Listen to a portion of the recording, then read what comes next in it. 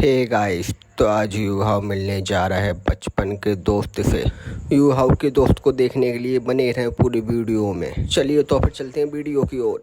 हमारे main hero you how को दिखाते हुए जो कि अब चलते हुए पहुंच जाता है ग्रेवयार्ड के अंदर, जहां पर बनी हुई होती है उसकी मॉम की ग्रेव। वो अपने हाथ में कुछ फूलों को लिए हुए था और ये कहने लगता है कि मॉम, मैं दोबारा से आपके पास में आया हूं। और हर बार की तरह वो उनकी ग्रेव के ऊपर फूलों को रखते हुए ये कहने लगता है कि मैं इसी तरीके से पूरी जिंदगी आपको देखने के लिए आता रहूंगा। जहाँ पर साथ ही साथ वो अपना सिर भी टेक रहा था उनके सामने, क्योंकि उसकी मॉम ने उसके लिए जो किया है उसका कर्ज वो कभी भी नहीं चुका सकता। युहाओ तभी कहने लगता है कि मॉम, आप चिंता मत कीजिए, एक न एक दिन वो समय जरूर से आएगा जब मैं अपने आप को उससे भी ज्यादा स्ट्रॉन्ग होके दिखाऊंगा। और वो असल में बात कर रहा होता है अपने कंपटीटर की। युहाओ कहता है कि वो जो कुछ भी कर सकता है मैं भी उसी के जैसा और उससे भी अच्छा कर सकता हूँ। और एक न एक दिन ऐसा समय जरूर से आएगा जब मैं आपके सामने खड़ा होऊंगा, तब मेरे अंदर वो गर्व होगा, वो सम्मान होगा और मैं वापस लौटूंगा व्हाइट टाइगर ड्यू के मेंशन में, जहाँ पे मुझे आपको वो न्याय दिलाना है जो कि अभी तक नहीं मिला। लेकिन ये सब कुछ करने के लिए मुझे स्ट्रॉन्ग बनना होगा, बहुत ही ज्यादा स्ट्रॉन्ग बनना होगा। अब चाहे इसके लिए मुझे 10 गुना, 100 गुना या फिर 1000 गुना बेहतर ही क्यों ना बनना पड़े, लेकिन मैं फिर भी ऐसा करके दिखाऊंगा। केवल यही इकलौता ऐसा तरीका है जिससे मैं अपने आप को प्रूव कर सकता हूँ और उन लोगों को बचा सकता हूँ जिनसे मैं प्यार करता हूँ। जिसके तुरंत ही बाद अब वो यहाँ से चला भी जाता है, जहाँ से फिर हम लोगों को सिटी का नजारा दिखाया जाता है। और असल में अब स्टार्ट हो चुका होता है आर्मी रिक्रूटमेंट और यहाँ पर निकली होती है काफी सारी भर्तियां, जिसे कुछ बंदे देखते हुए ये कहने लग जाते हैं कि अगर हम लोग लेट हो गए तो हम लोग अपना चांस गवा देंगे और आर्मी में ज्वाइन होना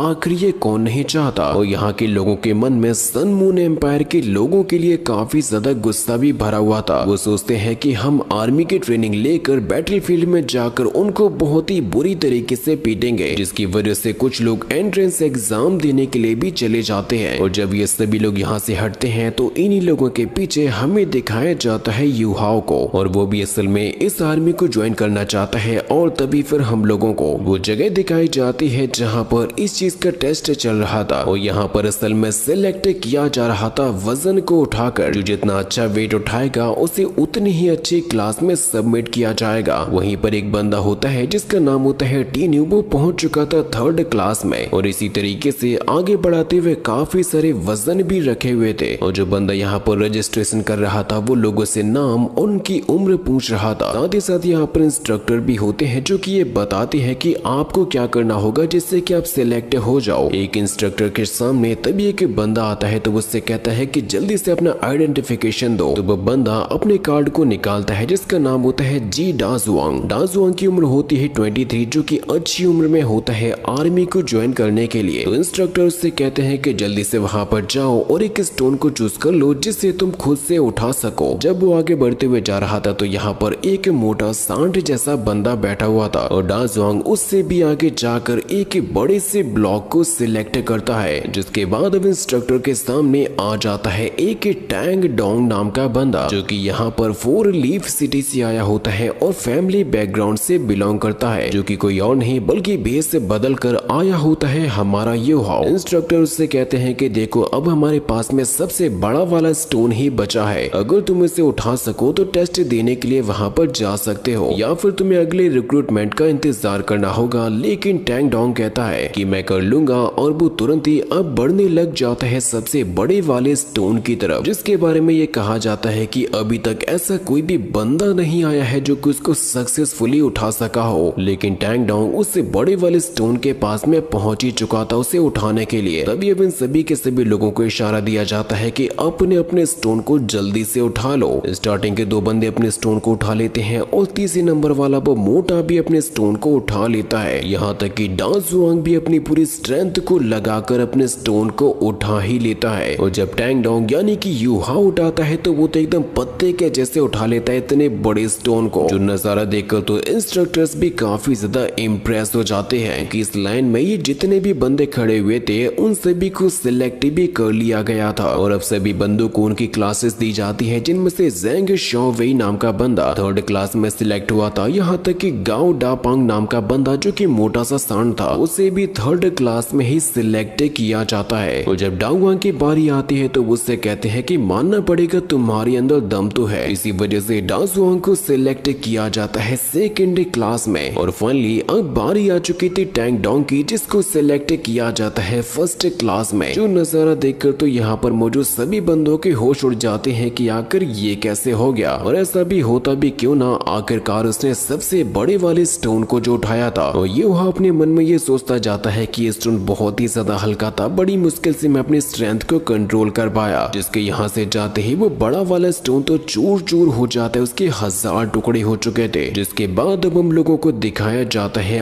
आर्मी ट्रेनिंग ग्राउंड को, जिस जगह पे उन सभी के सभी नए सिलेक्टेड रूकीज को इकट्ठा किया जाता है। और इन लोगों के सामने खड़े हुए होते हैं 2nd बटालियन के कैप्टन जुआंग टियान, जो कि 3rd रेजिमेंट 7th डिवीजन और 6th रिजर्व आर्मी के भी कैप्टन है। जुआंग टियान कहते हैं कि आज से अगले 3 महीनों तक तुम सभी के सभी लोगों को मेरे कमांडो को फॉलो करना होगा, और मेरी इस बात को याद रखना कि मैं तुम लोगों के लिए सबसे ज्यादा स्ट्रिक्ट लेवल की ट्रेनिंग को करवाऊंगा। और मेरी ट्रेनिंग के समय में अगर कोई भी जरा सी भी चूक करता है या फेल होता है तो बिना कुछ कहे ही अपने सामान को पैक करना और यहाँ से चले जाना, वरना बहुत ही बड़ी सजा दी जाएगी। और अब जल्दी से सभी के सभी लोग ट्रेनिंग ग्राउंड में पहुंच जाओ, जहाँ पर तुम लोगों की क्लास ली जाएगी। जिस जगह पे अब ट्रेनिंग स्टार्ट हो चुकी होती है और अलग अलग तरीके की ट्रेनिंग भी करवाई जा रही थी, और सभी के सभी रोकीज के स्कोर को भी लिखा जा रहा था कि कौन कितना बेहतर है। और युहा अपने मन में इस बात को ठान चुका था कि वो किसी भी शॉर्टकट का या अपनी स्पिरिचुअल पावर का यूज बिल्कुल भी नहीं करेगा, क्योंकि वो ट्रेनिंग की मेरिट को अपने स्ट्रेंथ के बल पर जीतना चाहता है, जिसके लिए उसे चाहे कितनी भी मेहनत क्यों ना करनी पड़े वो फिर भी आगे निकल कर दिखाएगा। और युहा ऐसा करते हुए वाकई में कैप्टन की नजर में भी आने लगा था कि ये बंदा थोड़ा बेहतर है। सभी लोग थक जाते थे लेकिन युहा लगातार अपने काम में लगा रहता था, और जब पुशअप्स का समय आ जाता है तो सारे के सारे बंदे थक कर हार जाते हैं बड़े ही जल्दी। लेकिन जब हम युहाओं को देखते हैं तो वो तो थकने का नाम तक नहीं ले रहा था। सारे बंदे थकार कर पानी पानी हो चुके थे, लेकिन ये बंदा टस का मस नहीं होता, जिसको देखकर कैप्टन जुआंग टियान काफी ज्यादा खुश हो जाते हैं और ये कहने लगते हैं कि मैंने सोचा नहीं था कि ये टैंग डोंग नाम का बंदा इतना ज्यादा कैपेबल होगा जितना कि कोई भी नहीं है, जिसकी वजह से उन्हें खुद ही मना करना पड़ता है कि अब सभी लोग अपनी अपनी ट्रेनिंग को छोड़ दो। जिन लोगों को इकट्ठा करके अब वो सबसे पहले टैंग डोंग से कहते हैं कि अपने कदम को आगे बढ़ाओ और मेरे सामने आओ, और वो उससे कहते हैं कि ट्रेनिंग के पहले ही दिन तुमने वाकई में बहुत ही लाजवाब काम किया, इसकी वजह से अब वो उसको एक स्क्वाड का लीडर भी अपॉइंट कर देते हैं। जिसकी प्रोग्रेस को देखकर वो मोटा सांड तो जलता ही है, साथ ही साथ कुछ और लोग भी जल रहे थे कि आखिर ये कैसे हो गया। लेकिन युवाओं के मन में अपने खुद के लिए एक सम्मान जैसी चीज फील हो रही थी। वो कहता है कि मॉम जरा देखिए, मैंने अपने दम पर ये करके दिखाया है और मैं अपने ही दम पर ये भी साबित करके दिखाऊंगा कि मैं उस बंदे से ज्यादा स्ट्रांग हूँ। जिसके बाद अब हम लोगों को युवाओं के बैच के उन लोगों को दिखाया जाता है जो कि ये ट्रेनिंग की वजह से बहुत ही ज्यादा थक चुके थे। किसी के हाथ पर दर्द कर रहे थे तो किसी की कमर, और उस मोटे सांड को तो इस जगह पे काफी ज्यादा गर्मी लग रही थी। वो कह रहा था कि मैं तो पक ही जाऊंगा। जहाँ पर अब सबसे लास्ट में एंट्री मारता है टैंग डोंग, और टैंग डोंग को भी ये जगह कुछ खास पसंद आती नहीं है, लेकिन वो फिर भी अपने बेड पर बैठकर इन सभी लोगों से ये कहने लग जाता है कि दोस्तों अभी तक हम लोग एक दूसरे से अनजान थे, ट्रेनिंग के समय में तुम लोगों ने बहुत ही अच्छा काम किया और अब हम लोग बन चुके हैं एक दूसरे के साथ ही। लेकिन मेरी बात को याद रखो कि अगर तुम लोगों को अपने आप को बेहतर बनाना है और कॉम्बैट एक्सपीरियंसेस लेने हैं तो हमें एक दूसरे का साथ देकर आगे चलना होगा और कदम से कदम मिला के बढ़ना होगा। अभी जाकर हम लोग बाकी के रिक्रूट से बेहतर बन पाएंगे और उनसे अच्छा भी कर पाएंगे, जिसमें जो सबसे इम्पोर्टेंट चीज होती है उसको कहा जाता है यूनिटी, यानी कि हमारी एकता। इसी वजह से मैं ये कहता हूँ कि आज के बाद से हम लोग एक साथ ही खड़े होंगे और बैटलफील्ड में ऐसा कारनामा कर दिखाएंगे जो कोई भी बटालियन कर नहीं पाएगी। जिसकी बातों को सुनकर काफी सारे लोग मोटिवेट हो जाते हैं और डाजुआंग तो ये कहता है कि हाँ टैंग डोंग तुमने एकदम ही सही कहा और मैं सबसे पहला बंदा हूँ जो कि तुम्हारा सपोर्ट कर रहा हूँ। लेकिन टैंग डोंग की बातों को सुनकर तभी वो मोटा सांड थोड़ा सा इरिटेट होने लगा था और वो ये कह रहा था कि इतने जल्दी अपने आप को इंचार्ज मत समझो, तुम्हें कैप्टन ने जरा सी शाबाशी क्या दे दी, तुम तो अपने आप को हीरो समझने लगे हो। जो कि अब उठता है और अपने हाथ पैरों को चटकाते हुए ये कहता है कि हम सभी के सभी तुम्हारे ही जैसे रिक्रूट है। फिर तुम मुझे ये बताओ कि आखिर मैं तुम्हारे हुक्म को क्यों मानूं। जो कि यूहाओ के कंधे पर हाथ रखकर उसको हिलाने की कोशिश करता है, लेकिन वह ऐसा कर नहीं सकता था और ये कह रहा था कि तुम लोगों को ये पता होना चाहिए कि इस जगह का बॉस कौन है। जब मोटा सांड अपनी पूरी स्ट्रेंथ लगाकर भी यूहाओ को हिला नहीं पाता तो अपनी इज्जत बचाने के लिए यहाँ से जाने लगता है और ये कहता है कि सभी लोग इसकी बातों को इग्नोर करो। लेकिन अब ये मोटा सांड यूहाओ की नजरों पर चढ़ चुका था, इसीलिए अब उसके हाथ को पकड़ते हुए कहता है कि अब तुम जरा मेरी भी बात को सुन लो।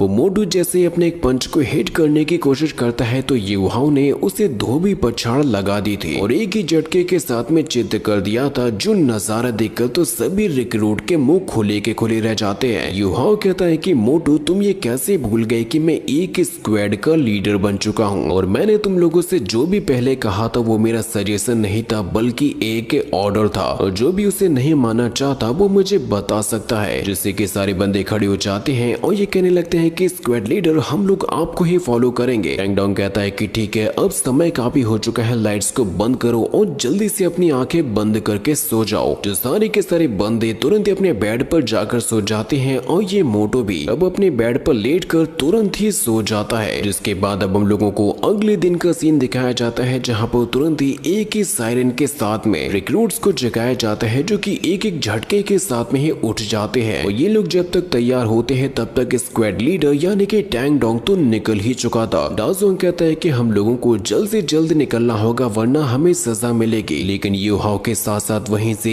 एक और रिक्रूट भी गायब था जो कि पहुंच चुका था यूहाओ के साथ में मैदान में, जिसके बारे में यूहाओ अपने मन में ये सोचे लग जाता है कि इस बंदे की बॉडी से मुझे कल थोड़ी सी स्पिरिचुअल पावर की फ्लक्चुएशन फील हुई थी, लेकिन आखिर कोई एक सोल मास्टर एक नॉर्मल ह्यूमन के जैसे अपनी ट्रेनिंग को स्टार्ट क्यों करेगा। जिसके तुरंत ही बाद अब धीरे धीरे करके रिक्रूट्स आने लगते हैं और सबकी भीड़ जमा होने लगती है और जितने भी रिक्रूट यहाँ पर लेटे हुए थे उन लोगों को सजा के तौर पर ये कहा जाता है कि पहला वाला जो ट्रेनिंग का राउंड होगा वो तुम लोगों को डबल मेहनत के साथ में करना होगा। यूहाओ के रिक्रूट में सभी के लेट होने की वजह से उसे भी सजा मिलती है। जिन लोगों को डबल वजन टांग के काफी समय तक खड़ा रहना था, यूहाओ के आसपास के जितने भी लोग होते हैं उनमें से ज्यादातर तो नीचे लुढ़क कर गिर जाते हैं, लेकिन यूहाओ तो भी टिका हुआ था जिसके साथ में वो बंदा भी टिका हुआ था। जहाँ पर अब तभी घोड़े के ऊपर बैठी हुई एक और न्यू कैरेक्टर आने लगती है जिसको यहाँ पर आता हुआ देखकर यूहाओ के पास वाला बंदा तुरंत ही दोबारा से चौकन्ना हो जाता है, जिसे देखकर यूहाओ सोचता है कि आखिर इसने ऐसा क्यों किया, जो कि कोई और नहीं बल्कि असल में होती है बटालियन कमांडर जो, जिनके यहाँ पर आते ही ट्रेनिंग करा रहे मास्टर तुरंत ये सभी रिक्रूट से कहते हैं कि मेरी बात पर ध्यान दो। तो सारे के सारे लोग चौकन्ने हो जाते हैं और खड़े हो जाते हैं और वह मास्टर ये बताने लगते हैं कि ये है तुम्हारी 6 रिजर्व आर्मी की बटालियन कमांडर जिनको कहा जाता है, उनका नाम है कमांडर जोयुन। जिससे कि सभी लोग उनको ग्रीट करते हैं और वो जो बंदा होता है उसके तो गाल लाल से होने लगे थे। कैप्टन कहते हैं कि जब तुम लोग सारे के सारे टेस्ट को पास कर जाओगे तो तुम लोग बन जाओगे कमांडर जोयुन के ही सोल्जर्स। जिस मोमेंट पर तभी जोयुन कहने लगते हैं कि कैप्टन जुआंग, क्या आप मुझे बता सकते हो कि इस बैच की क्वालिटी कैसी है। जिससे कि कैप्टन बताते हैं कि वैसे देखा जाए तो इन सभी की क्वालिटी तो एकदम एवरेज लेवल की है, लेकिन इनमें से कुछ तो हैं जो कि अपने आप को बेहतर साबित कर रहे हैं, जिनके ऊपर अब तो जोयुन की भी नजर पड़ चुकी थी। जहां से वो तुरंत ही निकल जाती है और यूहाओ इनका मैटर भी समझ चुका था। तभी फिर कैप्टन जुआंग उन दोनों को ही अपने सामने बुलाता है और ये कहने लगता है कि तुमने काफी अच्छा काम किया। इसी वजह से अब वो टैंग डोंग यानी कि यूहाओ को बना देते हैं स्क्वाड 1 का लीडर और वो डाई लुओली जो कि दूसरा वाला बंदा था उसको बना देते हैं वाइस लीडर स्क्वाड 1 का, जिसे टैंग डोंग के ऑर्डर्स को फॉलो करना होगा स्क्वाड 1 को मैनेज करने के लिए। जिससे कि अब टैंग डोंग को इस बंदे का नाम भी पता लग चुका था जो कि है डाई लुओली, इसीलिए अब इसके बारे में काफी देर तक सोचते रहता है कि आखिर ये कौन है, क्या वो इसको जानता है। जब सभी लोग अपने अपने बेड पर आराम कर रहे थे तो उसी मोमेंट पर यूहाओ अपनी पावर्स का यूज करते हुए डाई लुओली की बॉडी को देखने लगता है, जिससे वाकई में उसकी बॉडी के अंदर नजर आ जाती है स्पिरिचुअल पावर। जिस मोमेंट पर अब तभी वो अपने बचपन को को भी याद करने लगता है जब यूहाओ अपनी माँ के साथ में था और वो उनके काम करने में हेल्प कर रहा था। जिस मोमेंट पर अचानक से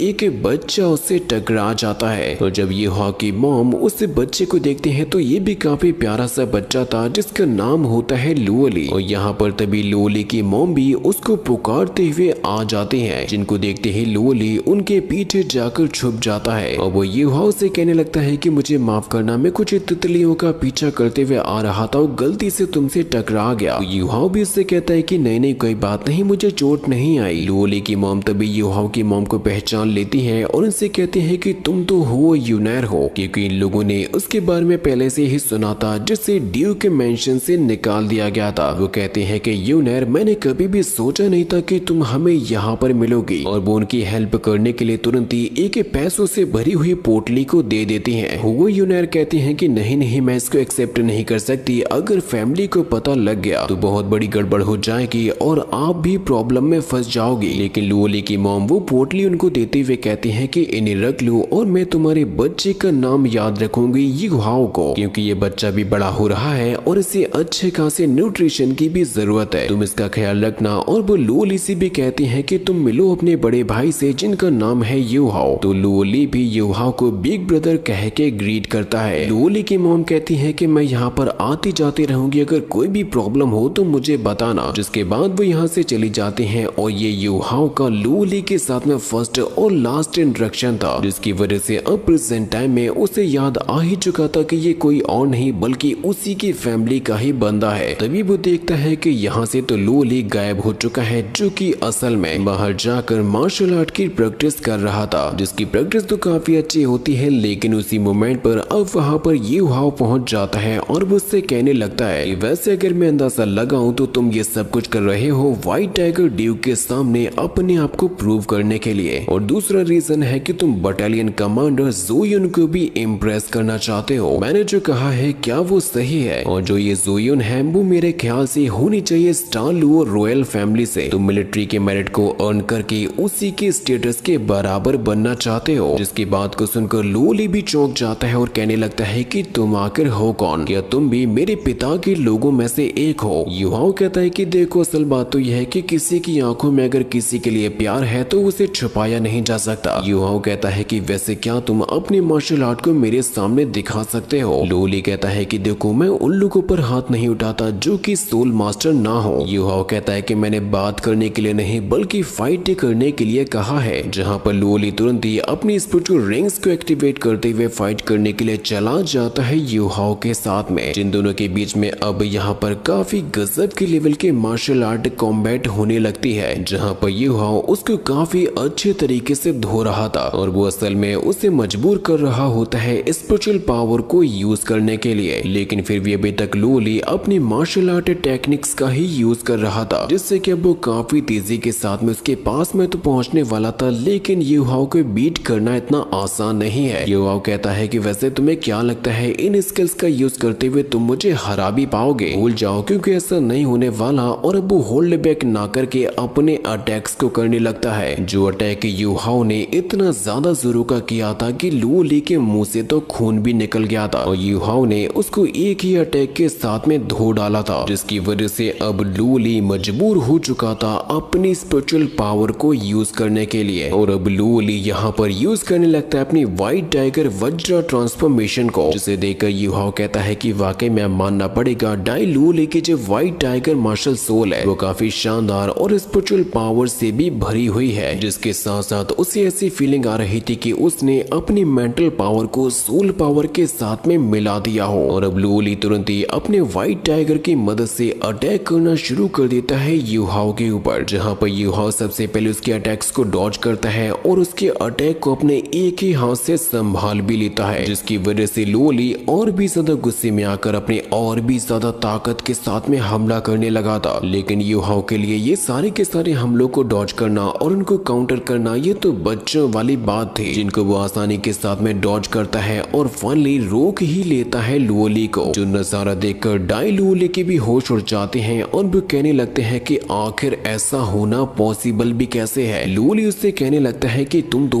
एक सोल मास्टर भी नहीं हो, फिर आखिर तुम इतने ज्यादा स्ट्रॉन्ग कैसे हो सकते हो? जिसके बाद बात का जवाब देते हुए यूहाओ कहता है कि ये मत सोचो कि मार्शल सोल्स ही सब कुछ होती है, उनसे बेहतर और उनसे बढ़कर भी कुछ है जो कि अभी तुम्हें सीखना बाकी है, जिसकी वजह से अब ये बंदा और भी ज्यादा गुस्से में आकर हमला करने लगा था यूहाओ पर। लेकिन यूहाओ तो बड़ी ही आसानी के साथ में उसकी बैंड बजा रहा था, उसको काफी अच्छी तरीके से धो रहा था। लू ली कहता है कि आखिर ऐसा कैसे हो सकता है, मैं हूँ व्हाइट टाइगर ड्यूक का बेटा और तुम जैसा आम बंदा आखिर मेरे साथ में ऐसा कैसे कर सकता है। जिन रीजंस की वजह से लू ली को तो और भी ज्यादा गुस्सा आ रहा था, लेकिन उसी मोमेंट पर यूहाओ ने उसके ऊपर एक इतना ज्यादा जोरों का हमला किया था कि लू ली की तो मार्शल सोल ही डिसअपियर हो जाती है और वो उसको पकड़ के सीधा ही जमीन से दे मारता है और ये कहता है कि अगर तुम व्हाइट टाइगर ड्यूक के बेटे हो तो क्या हुआ, अगर तुम हमेशा यही सोचोगे तो तुम केवल उसकी शैडोज में ही बने रहोगे। जिस मोमेंट पर तभी इन लोगों को किसी की आवाज आती है जो कि कोई और नहीं बल्कि असल में होती है ज़ोयुन, जिसे अपने सामने देखकर लू ली के होश उड़ जाते हैं और वो तुरंत ही खड़ा हो जाता है। वो अपना मुंह छिपाते हुए कहने लगता है कि यूनर तुम यहाँ पर क्या कर रही हो, जिससे कि ज़ोयुन कहती है कि मुझे यूनर मत बुलाओ, अब मैं एक आर्मी ऑफिसर हूँ। फिर ज़ोयुन इन लोगों से कहने लगते हैं कि पर्सनल फाइट करना और वो भी मिलिट्री एरिया के अंदर ये तो बहुत ही गलत बात है। क्या मैं जान सकती हूँ कि यहाँ पर तुम लोगों के बीच में क्या चल रहा था, जिससे कि यूहाओ से कहता है कि कमांडर ज़ू ये मेरा और मिस्टर डाई लू ली के बीच का मसला है, बेहतर यही होगा कि तुम हमारे बीच में ना पड़ो। इसकी वजह से ज़ोयुन तुरंत ही अपनी स्वॉर्ड को निकाल लेती है, लेकिन यूहाओ उसकी तरफ बढ़ते ही जा रहा था, जो कि सिर्फ और सिर्फ ज़ोयुन को अपनी पावर दिखाता है और इतने में ही वो गिर जाती है, क्योंकि उसके अंदर इतनी स्ट्रेंथ ही नहीं थी कि वो यूहाओ की ताकत का सामना कर सके। जिसके नीचे गिरने की वजह से लू ली को ऐसा लगता है कि शायद यूहाओ ने उसे घायल कर दिया। इसी वजह से अब उसका गुस्सा यूहाओ के लिए बहुत ही ज्यादा बढ़ गया था और वो कह रहा था कि तुम्हें इसका खामियाजा भुगतना होगा। मैंने उससे वादा किया था कि मैं उसे किसी भी हाल में बचाऊंगा और एक मुसीबत से प्रोटेक्ट करूंगा, फिर आखिर तुम्हारी हिम्मत कैसे हुई उसको हाथ लगाने की। जिसकी आंखों से ज्वाला निकलने लगती है और वो एक और नई लेवल का ट्रांसफॉर्मेशन कर रहा था, जो कि अब अपने व्हाइट टाइगर के